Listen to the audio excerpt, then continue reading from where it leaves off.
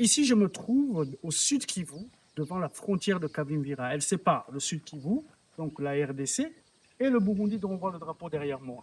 Devant moi, on a les hauts plateaux. Cette frontière a été le témoin des derniers événements de la crise. Plusieurs milliers de Congolais, évidemment, ont fui la zone au moment de la chute de la ville d'Ouvira, mais aussi beaucoup de Burundais sont passés par là. Des milliers de militaires congolais, des centaines de policiers, mais aussi la population de Luvungi, de Sange, de Kiliba, ont commencé à traverser cette frontière même avant la chute de Uvira.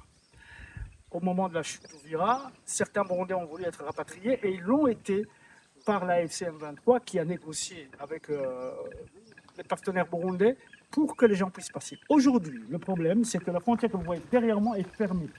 Le côté burundais a refusé de réouvrir, donc on a des Congolais qui sont malheureusement maintenant, pour ceux qui voudraient être rapatriés, bloqués de l'autre côté de la frontière.